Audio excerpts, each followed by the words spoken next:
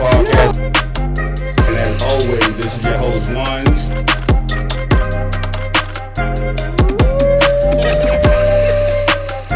And as always, this is your host, Ones. Yo, what's up?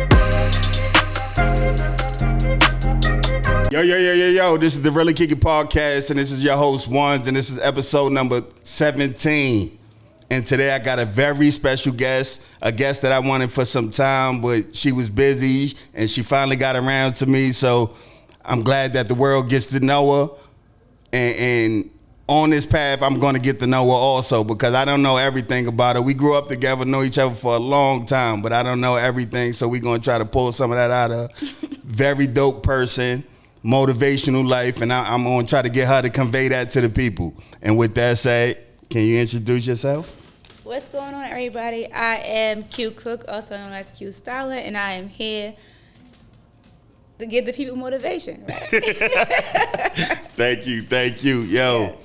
When I thought of all the people, because when I started this podcast, I said I want to give motivation to kids, give them things that they can see, because we come from an environment where most of the people we see with money are drug dealers and things of that nature. So I'm trying to invert that and show the people that it's people that work for their money hard, not in the streets, dedicated to something, they sacrifice for something, and they got somewhere. I want to start this by getting your background, right? I want to know what it was like growing up in an urban environment. Like, I know where we come from, but what was it like from your perspective?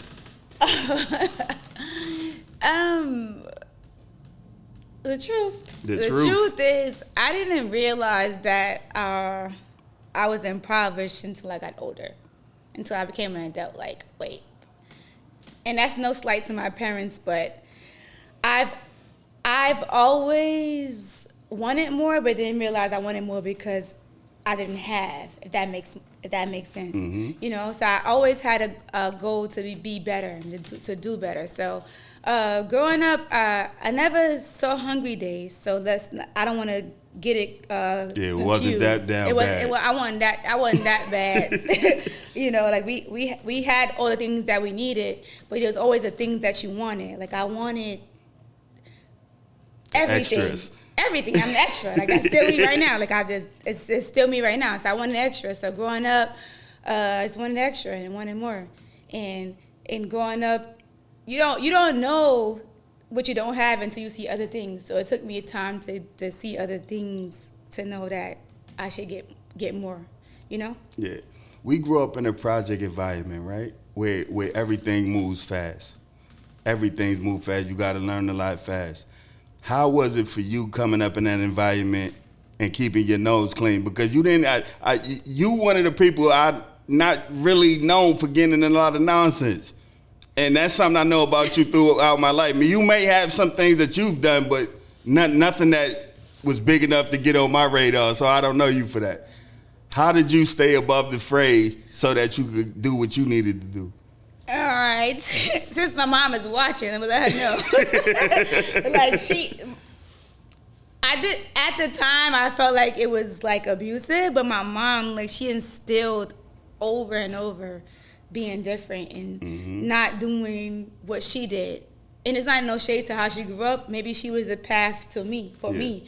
And it was like, don't do this, don't do that. It was like, you don't have to be with the in crowd because that's not going to get you nowhere. Or you don't have to do this because it's going to get you, quote unquote messed up. Like, laying up with niggas is not the way. Like, I had you when I was 16. That's not cool. Like, you got to be different. Like, my mom instilled that in me. So that was all the time. Even though I did. Can I curse? Yeah. I did fucked up shit. Like, I did shit that my parents still don't know to this day. Yeah. At 40 years old. But like, when I was doing it, it was like, don't go that far, because I had to still, like, my mom always is in the back of my mind. My father, my parents was like, it was always, my parents always kept me grounded, so to say, So that's what it was. How was your schooling? What schools you went to? I went to the same school as you. I know, but they don't know. Oh yeah, like I didn't go to private school. I wish I went to private school. Matter of fact, I'm lying. I don't wish I went to private school. I used to think I went to private schools. I thought the girls was better. Yeah. You know, you go through that growing up in a project. You want to be better. You think things are better, but they just like me. The grass is greener everywhere, and then you find out they just like us, just different circumstances. They getting fucked maybe even earlier. they doing the same things we're doing. You know, For but real. like yeah. So I wanted, but aside of the street politics, like you know, I wanted to go to school and have a better education and things like that, but. What did you do, right, to prepare yourself for what you're doing now? Did you want to be in the fashion world when you were young? Because I remember your mother and your father is fashionable. I know that. So did that have a bearing on you? You know, so like, it's so crazy that you asked me that because when you were younger, like my dad, I'm gonna just break it down. My dad, as you just said, when I was young, he was coming through the projects. A lot of silk. Silk, Versace, this, the bags that Young Thug and this one, that one right now, the man bags. That was in the 90s, late, early 2000s. My father was wearing those things, and I used to be embarrassed, like, oh my God. Like, you know, my parents are already fashion forward. When everybody was getting Jordan, like I have said it earlier, when everybody was getting Jordans for Easter, I was having Versace sneakers. I didn't want that. Like, oh my God, why don't I have the Jordans? Like, it was things that I wanted to be down with everyone they else. was in the higher fashion my early. parents were already doing it. Yeah. You know what I mean? So it's like those were the things that like that sculpted me. And I didn't realize it then that I appreciate now. That's what makes me different. So when I used to cry about it, my mother would tell me, you don't want to be like everybody else. Be like everyone else. Be different. Be different. You don't have to be like everybody else. I didn't understand it then. But I'm just now like, you know what? When they try to put me in that box with everybody else, that's old, you know? Yeah. So that's basically what it was and what it is and what it's gonna forever be. Like everything that people are doing now, that's already been it's in my DNA. Like my dad, my mom, they are already dumb people.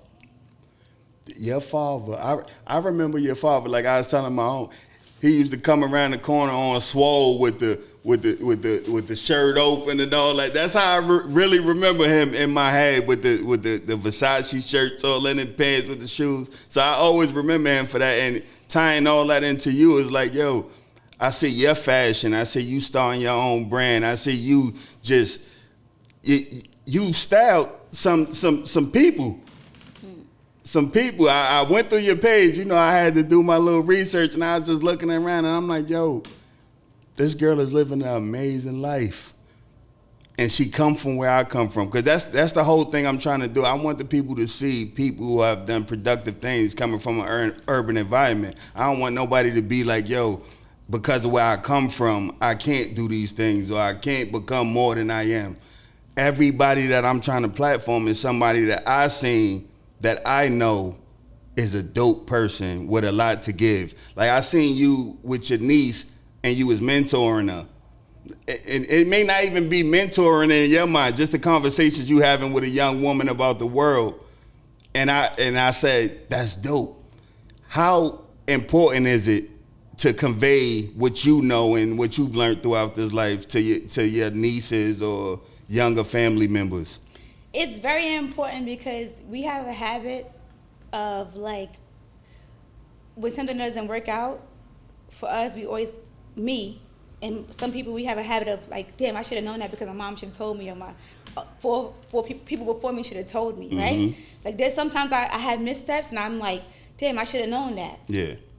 And I blame my mom or my dad or my family for not putting me on. Yeah. So I try to like not do that with my goddaughter. Tell my goddaughter, Maya, she's 18 years old. She's about to go to college. Yeah. I don't want to miss nothing with her. Listen, this is that. That's that. This is this. Make sure you know this. Make sure you know that. And make sure you know that you're smart. You're beautiful. You're everything. Nobody's not gonna take that from you. So I try to. Instill that in her now. Aside of all the physical things, I try to instill inside of her what should be done and what should be right and what she should know. Because again, that voice in the back of her head, she gonna know her godmother told her this. Of course, her parents gonna make sure she's good, but she don't know that I. But you trying to cover the bases they don't cover. Even if they do, just a reminder. Is that something you do with all the young women around you? Or? I mean, I feel like all the younger girls in my family, they love me. I'm that one in my family. Like, you know, I'm not trying to, no shade to nobody else in my family, but like I'm, you know, all the young girls in my family, they love me, you know. And that's what I'm saying. It's dope that they can have that because yeah, like, you know, because she's going to college, and when you get to college, it's a different world where she's sheltered. Well, she don't think she's sheltered, but she's sheltered. She never had to, like, she never had to see piss in the hallway. She never had to see guns. She never saw a crackhead probably. Yeah, that's right. I mean, she's seen a crackhead, but she don't know that's a crackhead. Yeah. You know, so you gotta sometimes, like, listen, she'll be all right. Sometimes I think that's a good thing that as we progress as people, the kids are getting more sheltered, but at the same time, those kids are out here in the world with kids that ain't sheltered, kids that is running the streets, and they running plays. So to have somebody telling them like, yo, what to look out for, what the potholes is, that's something they need in their life. And she may not understand it now, but she's gonna understand it when she's a grown woman and be like, yo, she told me, and she was trying to keep me on the right path because now I know what's out here. So the crazy thing is she doesn't feel a way about it. She loves it. That's the difference between. That's what separates her, because it's been so long that she's been. Hey, I'm not trying to tell you this because whether we know it or not, a lot of us grew up with no, don't do this, but they don't tell us why. So she knows why she's getting these lessons. So she's able to decipher why she can't do this or why she should do this because she knows the difference and what the value and why you can't or why you should. That's the difference between how we raising her. Yeah. Because, you know, we grew up in the 90s and the 80s about, like, don't do this and because I said so. Yeah. We telling her, don't do this because this could happen to you. These are the consequences of that option. You don't want that decision, yeah. Because you don't even know what it's like to order your own food and it's wrong. You know what I mean? You don't know what it's like to. Yeah, you know, there's a bubble around them that they don't understand is there because we grow up different. Like, when I was young, we out of town 14, 15. I was just on the move. So right now, I can't imagine giving a kid that kind of leeway. Yeah, or you don't know what it's like to like go. What's some bullshit that we think is light and is a real thing. She doesn't know what it's like to get into. All right, this is a real shit. She don't know what it's like to live in a project and have to fight for your friend because they're fighting. She ain't never had to experience that. Oh yeah, that's real shit. That's real shit. And then because a lot of my drama is other people's drama. You know I ain't never really had drama of my own. Yeah. So girl, you wouldn't even have to do that. You don't have to go through that. Mm-hmm. You know what I mean? You don't gotta sit in a nigga house with his. Sorry to say nigga, but you don't have to sit. You don't have to sit with a young boy because he's not in touch with his feelings to express his feelings for a woman because he's stressed out because his mom is outside doing what she's supposed to do but giving him the bare minimum. You don't have to live like that. You gotta, talking to you, I've noticed you gotta understanding of what the black man is going through out here, man. You like you see a lot. You got a wisdom about you. Where that come from, man? I don't know. You an observant person just naturally, or they call that nosy growing up, but I'm observant. Oh yeah.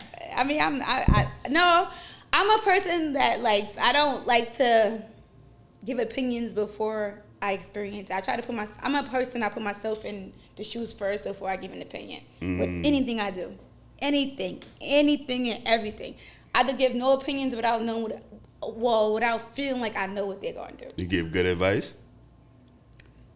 I don't want to say that because I don't want nobody giving me advice. So I don't know if I give it good advice because I don't want nobody giving me advice. I don't want you telling me what I should do. That's a fact. I'm like that too. Yeah, so I don't want to say that because I want you to mind your business. So what do you call it? Guidance? Structure? I don't tell them what they should do. I just watch. I'm a watcher. So you ain't intervening. You see a car going over the road, you ain't intervening? I was not enough in my youth. As 40 years old, I don't want to tell you nothing. You should be knowing what you should do. Anybody in my circle right now should know what they should do. I don't have to tell you. If you don't know, that's sorry for you. You got a good circle, man. I see love y'all. all of my friends. I see y'all still together, all the homies, and Fire emoji. Dope. I love everybody. I love positive energy, and I like saying that people that came from our community are still together, because there's a lot of us that over little we fall out and we stop dealing with each other, but y'all kept it together. And as adults, that's even inspirational to me, because so many relationships are fleeting because people are backbiting. They together for the wrong reasons, but y'all seem like y'all really tied together, cohesive, like really enjoy being around each other. How did you keep those friendships intact? The reason why, and I can speak for them, because I think this is true around friendships as a whole in general, not just my friend circle. When everybody's content with their life, there should be no problems. When you're mad with your life, you're mad at everybody. And all of my friends are happy, and then they know how. And if they're not happy, they know how to keep their personal issues to themselves and work through it. You know what I mean? They don't put it on nobody else. I love all of my friends. We love each other. We love on each other. We support each other. I see that. Yeah, we do. You could look at it and see that, though. Like, yeah, like, and I'm a female, and people are like, how you got male friends? Because those are my real friends. You've been friends. Like, no lie. Me and PY, people that see him outside. I was just about to mention that, because you just posted the picture saying you ain't seen him in a while. People that, like, say, like, he's outside, this and this and that. That's my real friend. Yeah. He checks on me. How you doing? I love you. I said this and this and that. Like, even before we got here, before I got here, you want to go out to eat, you want to go sit down and talk. We pour into each other. Whatever everybody else think outside, that's them. Yeah. But we have our own friendship and our own love and our own motivation. We motivate each other. You know? So that's what it is. Everybody, but nobody's in competition. Nobody is talking down on each other. Everybody want to see everybody succeed. Friendships are only bad when you're in a competition. I feel like everybody has their own lane. My friends are bus drivers, social workers, makeup artists, hairstylists. Everybody's doing what they want to do. Nobody is stepping on anybody's dream. It's a lot of positive energy, and that's something I talk about on air, like speaking positive into you, speaking life into your friends. Yeah. Like just being positive and having positive people around you and genuine love. Because sometimes that takes the place of family, honestly. Yeah. Because I spent a lot of time with my friends more so than my family in this time. It maybe could have been different, but that's another story. But to see, anytime I look at somebody and I see them with their family, which you are a family person. Yeah, I am. You super heavy with the friends. And I didn't realize that. Sorry to cut you off. That? I didn't realize that. Like, I didn't realize the media and my family so much, people see it. Because I get so many messages about how much people appreciate me being with my family. Like, wait, this is my regular life. Yeah, it's not like that for everybody, though. People literally like, oh, you always with your family. That's so dope. I'm like, I don't realize that with my family so much, but that's how I was. That's how you was raised. It's not like that for everybody else. That's why you can't. My grandma, and this is some real shit. We wasn't raised in a house with two parents. My grandmother was my grandmother, my mother, my uncle was my brothers. We had to eat at the table with just us. No man at the table, because quote unquote, that's how it's supposed to be. A man's supposed to be at the table. My household was raised up as a family without a man. So some people think that structure of a family is supposed to be like two-parent household.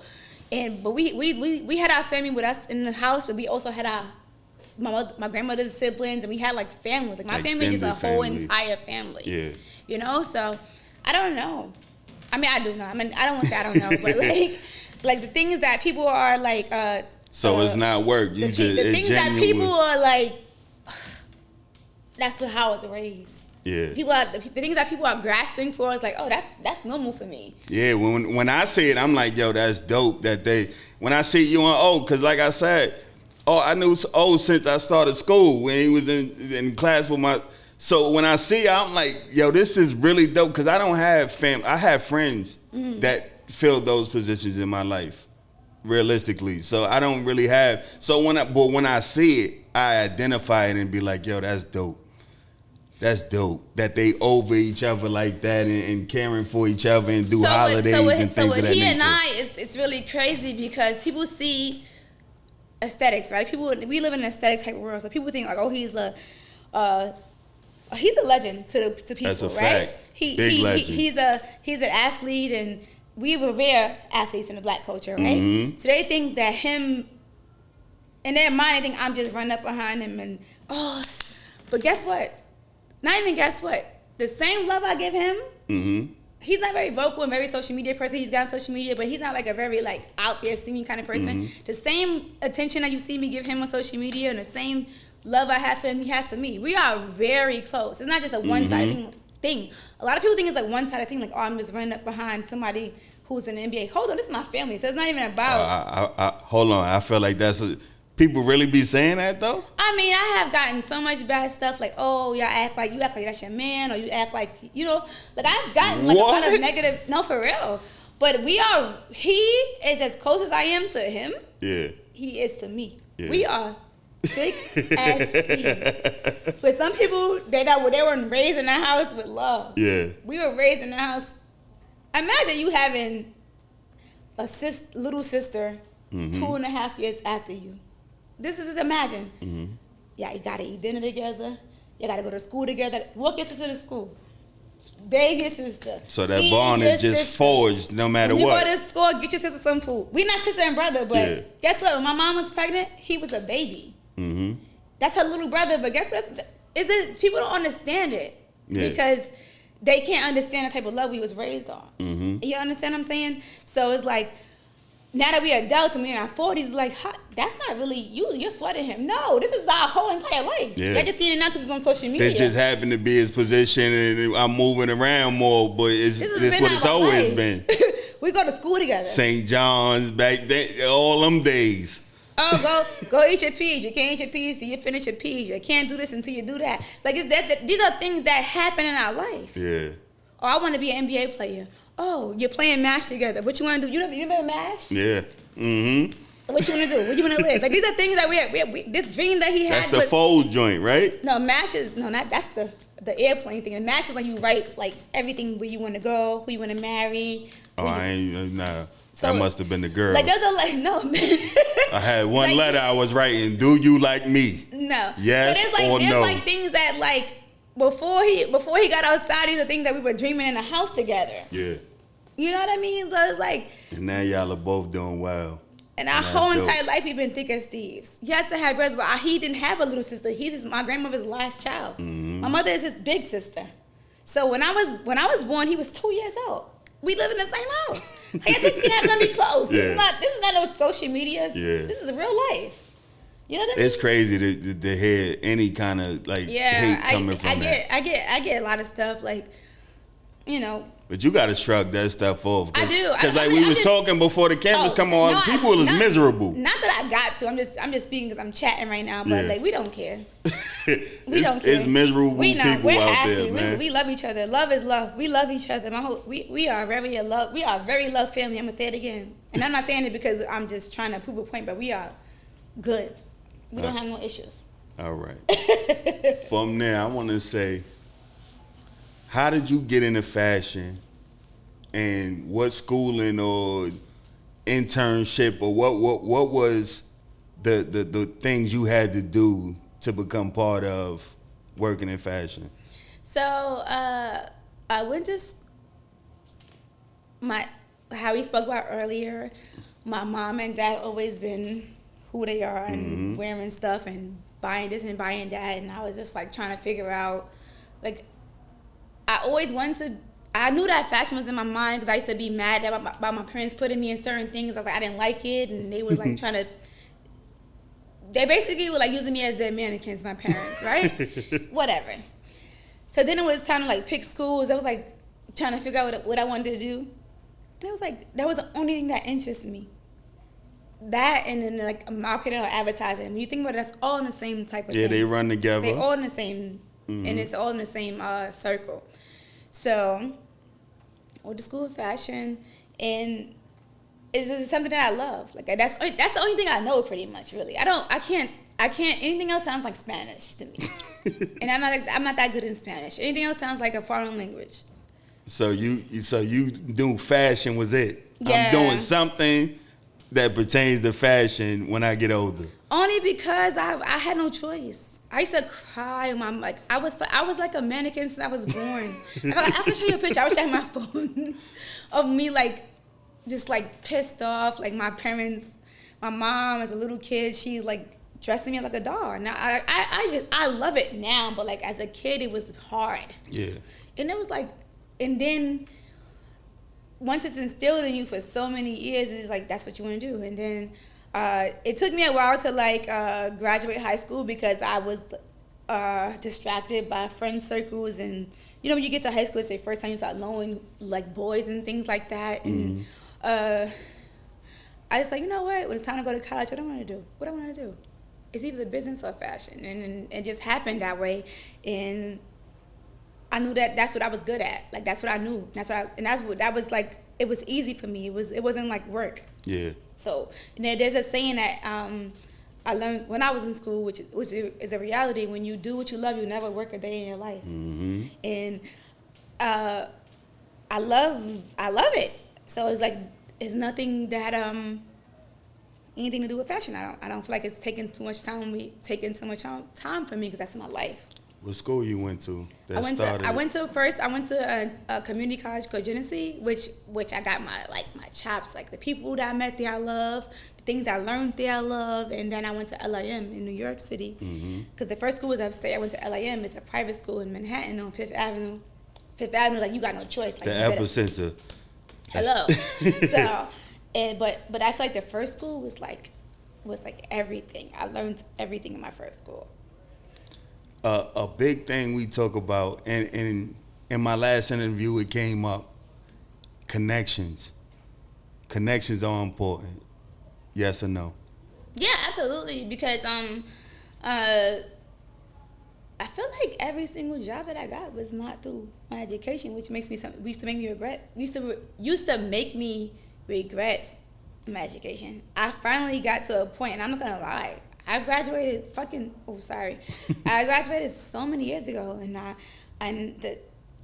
nothing that I went to school for got me any money.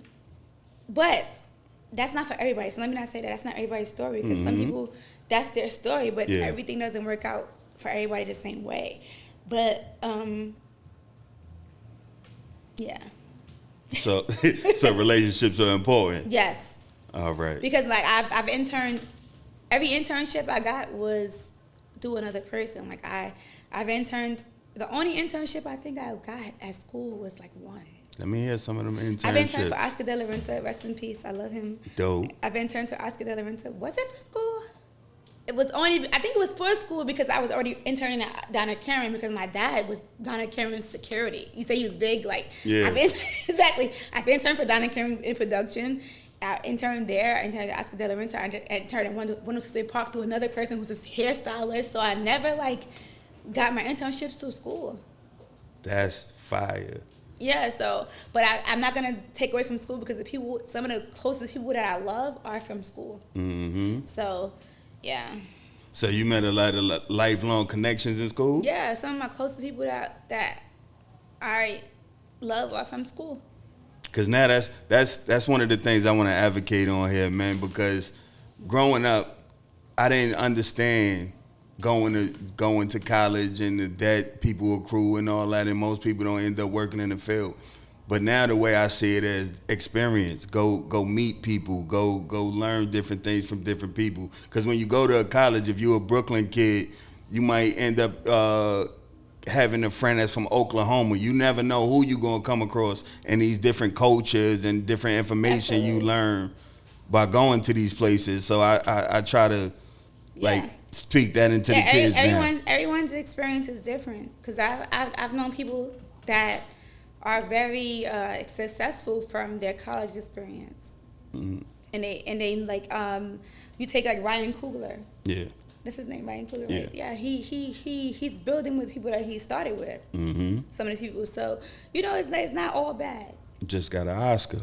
Yeah. Got to throw that out there. It's not all bad, So, the people that I went to school with that I'm still friends with to this day, they're not even in fashion. It's about community, who I love and who will support you. Because when you have support and love, that spills over into your success and what you need to do and your motivation. That's a fact. Because you can have people that are in the same scope and industry as you and same everything as you, but they don't love you, so you don't feel like you need to be moving forward. Love is empowering, for real, absolutely. and people having belief in you, because there's sometimes that I get down and my bro would be like, "Yo, bro, listen, we got to do it." We got to do it.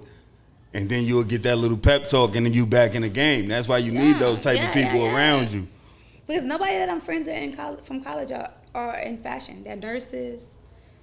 They're in photography. Yeah. They're like in social work. So some of them is adjacent to. Yeah, they work in the field. It's about things you love. I feel like college sometimes like prepares you just for life, period. You know, and prepares you for people to be free. That's a fact, because you learn a lot of personalities. Especially if you're coming from where we come from. I mean, if it's for someone else that's come from different places, it may be another outcome. But when I coming from straight from the projects to an environment where you're just meeting different people, it's different. Yeah. You know? Because I love my friends from college. Like when birthdays, even if we don't see each other, if it's somebody's birthday, we're sending gifts. Yeah. We're somebody's getting married, we're going to the marriage, we're going to somebody's birthday, we're going out the country to meet up. Like it's a good feeling. That's dope. To have friends that you could do things like that with, because I'm anti-hate, man. I told you, we were talking before that I move away. Like I just get away from it because I got so much peace in my life. I got so many positive people that I'm not dealing with negative on no level from nobody. Exactly. So to hear that you got so much love in your life, your family, your work, and from school, that's dope. Yeah, absolutely. Who are some of the people you work with that you could throw out there that you styled or work with in the fashion sense that we may have seen? So the crazy thing is I've never styled like a big name. I always assisted big names. Mm-hmm. So I just do personal shopping for like moms. Yeah. Baby moms. Like people that are like I never like physically like styled on my own. Everything was like assistant work. And that was when I was grinding and working. But now that I found my own space, I'm making my own brand. Yeah. My own brand is to work with the everyday person. Everything that was like a editorial or productions based was assisting somebody. I'm in a space where I am building my own stuff. Yeah. So right now I'm recently certified to do like color analysis. So I am certified to because I already was doing personal styling, which people trust me with how to tell them what they look good. Yeah. So when you do color analysis, you can do like weathering and coloring trends. Like I can tell you what colors look good on you. So that's how you know how to shop. Color analysis. I just got my certification in it. By the time this drop, my ebook will be dropping for color analysis to tell you how to dress yourself according to color. Spring, summer, fall, winter, color analysis. That's dope. Yeah. Because I never even heard about color analysis. You might think you look cute, and I might think you look stupid because the color is not for you. So what, you go skin tone, eyes? It's a science behind it. A real science? Yes, a real science. There's spring, summer, winter, fall. What you look good in throughout these seasons. Yeah, you get. See, I'm learning. Yeah, I never even heard of it. I'm recently certified in it. I always do it my whole life, but I'm recently certified. That's dope. Yeah. What did you have to do for the certification? I had to go to school. I mean, I finished school, but I had to go to courses. Even though I already knew it, but you had to certify to get money. Like, I mean, for you to believe that I am more. Yeah. Yeah, because. I never knew nothing about. See. Yeah. You may think you look good on yellow, and I may think you. You look stupid. These are the opportunities. These are the kind of things that I platform people for because I didn't know that exists. Yeah, it's a real thing. So I know these kids don't. I'm 42. I know these kids didn't know that it exists. When you go to the store and you see, like, for instance, if you see gold accents, gold brooches, gold buttons is a thing, that's because whoever forecasted already knew what it was. And they write about it in like Cosmo and that's where that come from. Whatever's trending, it's like it's forecasting. You know how you have weather forecasting? We have fashion forecasting. Seeing what's gonna be trend cool forecasting in the coming months. Yeah. So like right now, you're classic, so there's no forecasting. You have on Ralph Lauren, right? Yeah, everything. That's all I wear. Yeah, it's just so you're good. You're classic. You're staying safe. Yeah. Very. Yeah. Very. You're safe. No bell bottoms. I can't. And right now, I don't know nothing about it. You have a red jacket on, so red is your undertone. Your undertone is red and yellow. You're not blue. No. Blue is winter. you're red. So you're giving your undertone of your skin is red. So that's why this jacket looks good on you. You like this jacket, right? I like this jacket. But you think you look cute in it, right? I like this because jacket. that's your color. It matched my eyes too. Hello? I got the brown in the eyes. There you go. You know what I'm saying? That's a color forecasting. I'm over here color forecasting and I ain't even know it. I thought I was just putting some shit on. Like if you had like a silver, if you had a silver accents in your glasses and silver accessories, you wouldn't look that cute. You'd probably look tired. Because silver, white people that are winter colors, you're washed out. You feel like you're tired. Like you ever seen somebody say, "Are you tired?" You be like, "I'm not even tired." You got a white shirt on, a blue shirt on. They wearing some dull shit. You wearing some dull shit. You know, your colors. Oh, I'm in the game. I know what I'm talking about now. Yeah. I know what I'm talking about. Yeah. Yo, I want to talk about your clothing now, because you just told me about your clothing before we started this. I didn't know that. Mm-hmm. What's the inspiration for your clothing? Because because you work with a couple big names and you got to see how they operation. How are you taking design cues from what they've done and combining it to what you want to make? So I never wanted to be a designer, right? Every time I was like, I don't want to be a designer. That's not my thing. I just want to put the clothes together. I just want to put the looks together. Mm-hmm. I just want to make sure I know what looks good on who, right? But then one day I was sitting there like, I don't have nothing to wear. I want to go outside. I don't have nothing to wear. I'm a woman. I'm a girl. I was like, you know what? I would look good in this. So my brand, my design brand, my clothing line brand was for everyday woman, day to night. Mm-hmm. So I want to do like I don't want to say want to do. I'm doing. You're going to do. No, I already started. Yeah. It's a dress line, a women's dress line, and it's for every day.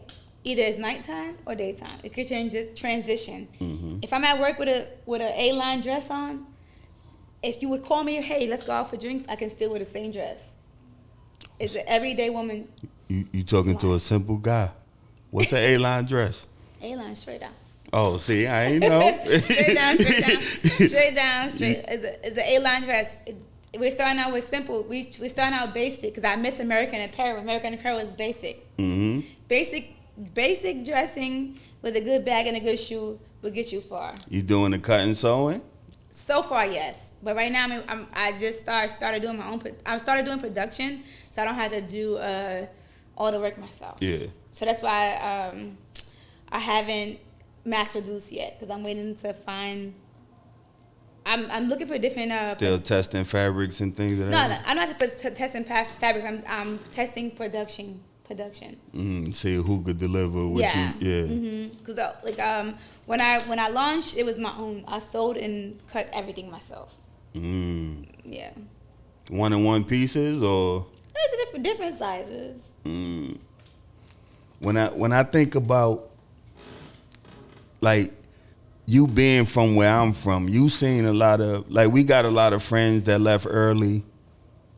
The PJs, the hype modes, we seen a lot of people that we grew up leave early.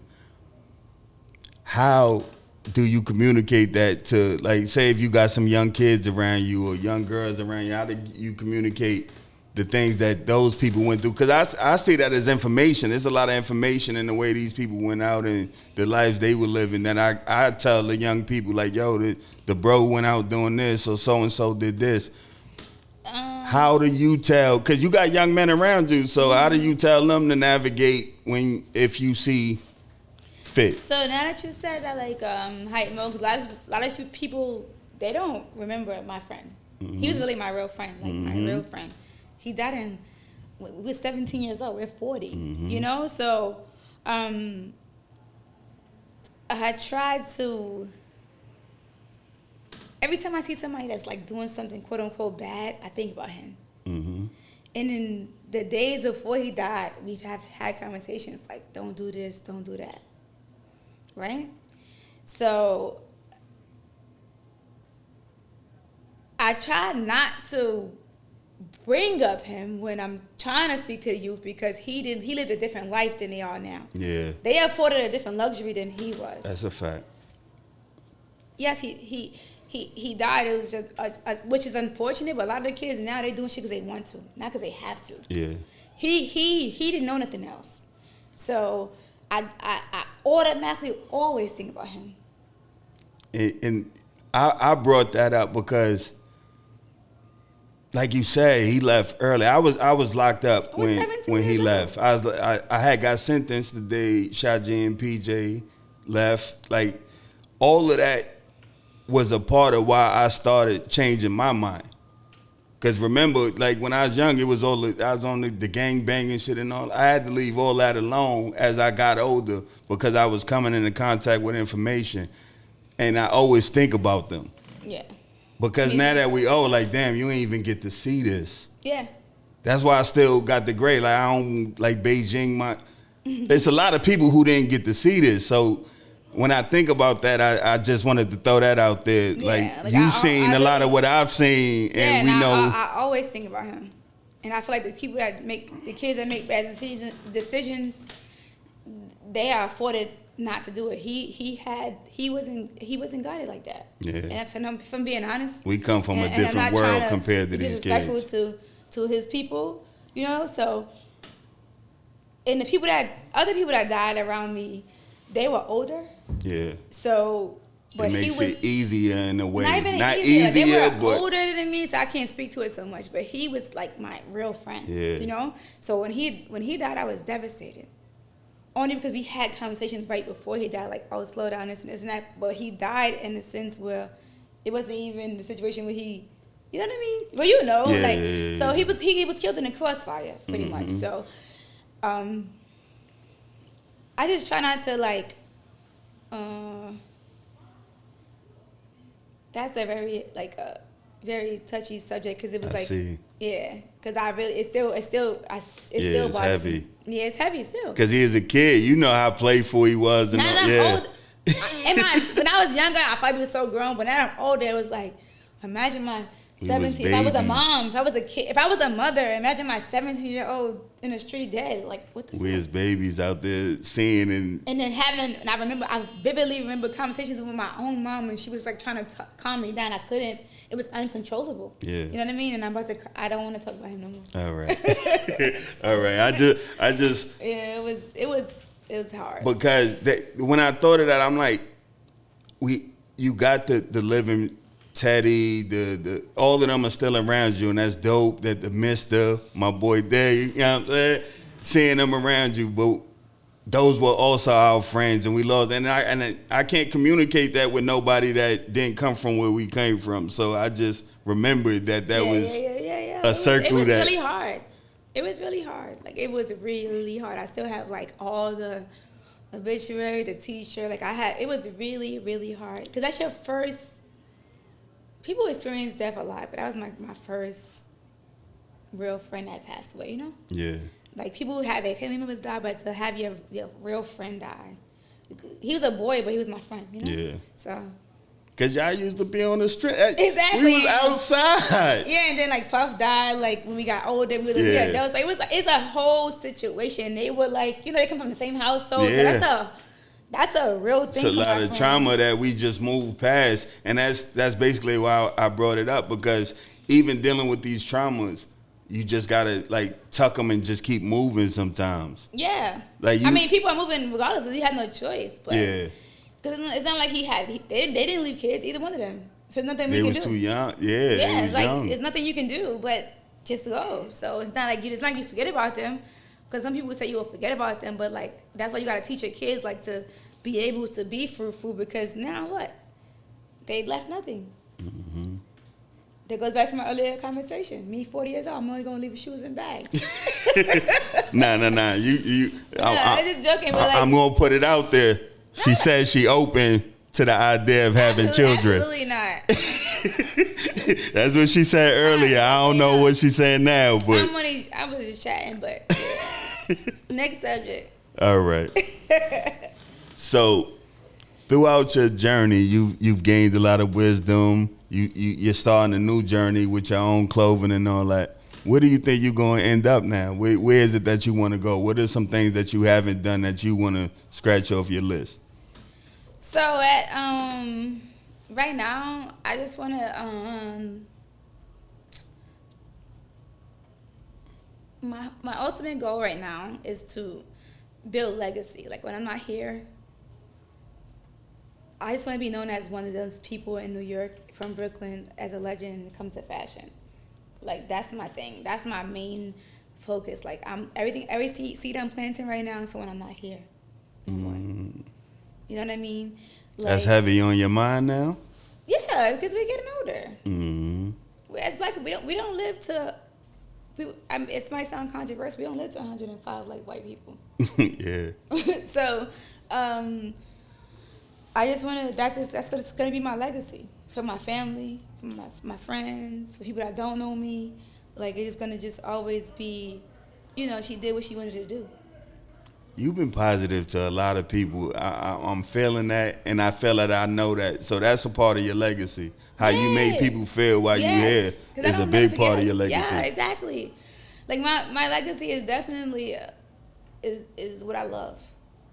And it's still being written. Yeah. Because we ain't done. Yeah, and exactly. I just want it to be what I love and what I love doing. It's about fashion, love, family, positivity. That's it. Anything else is, what they used to say, anything else is uncivilized.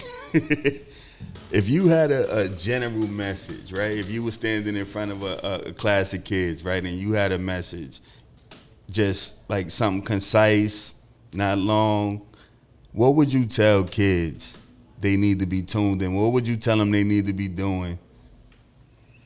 I would tell all the kids to stay true to yourself. Even if right now you feel like you have to do what someone else wants you to do, or you feel alienated, or you feel like you should be doing something else, do what is in your heart.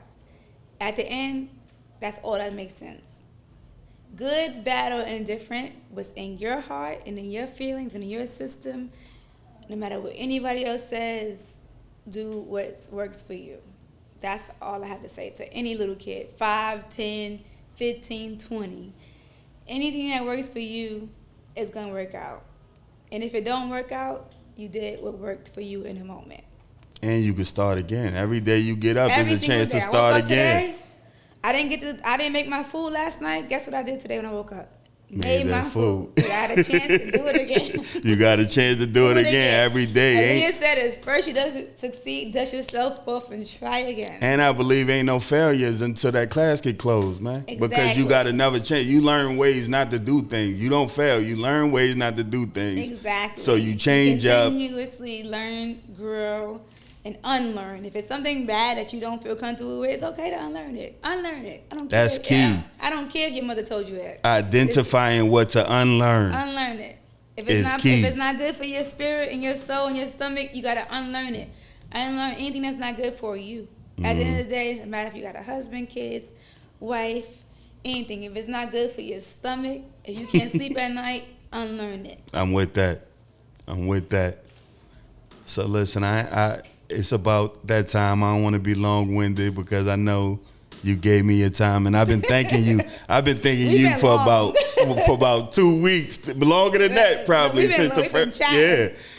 You know what I want to ask you about? Let's get into this real quick before we wrap this up. Okay.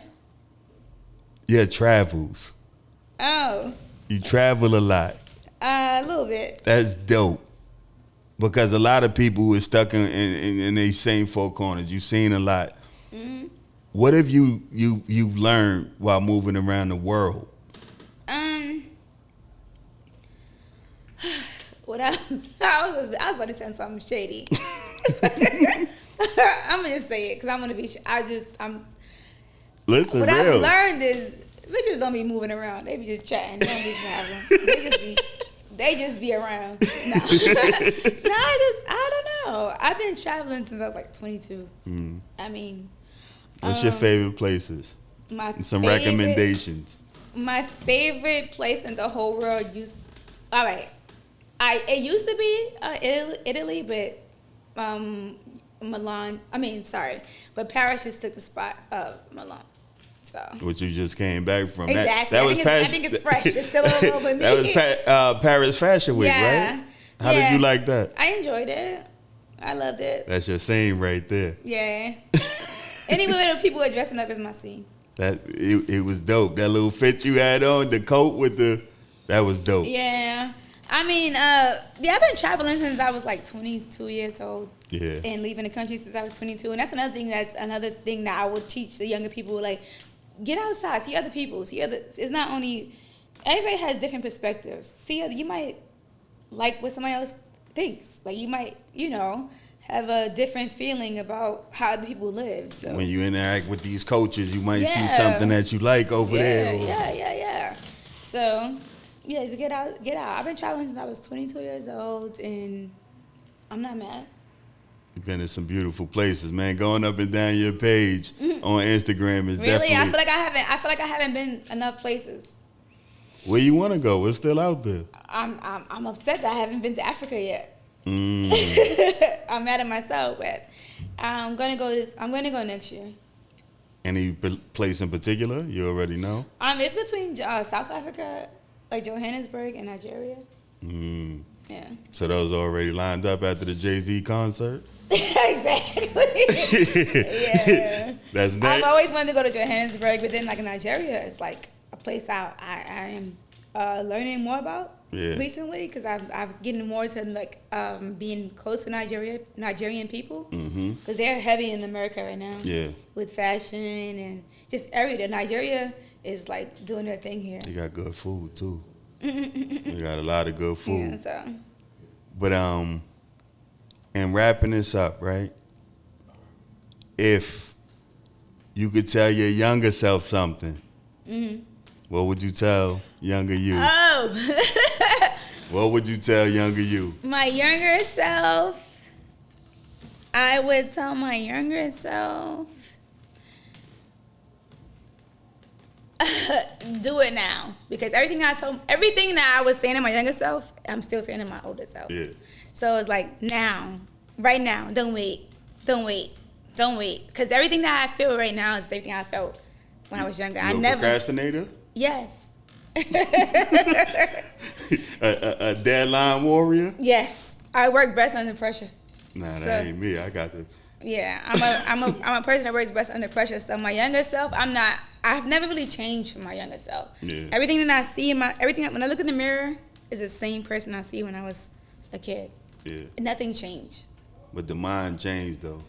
Everything is like the things that I have in my brain now, I've had then is I was a little afraid to be vocal. Yeah. Because of the, you friends and family, don't say this, don't say that. Like nothing really changed. I'm the same. That's how I remember you quiet.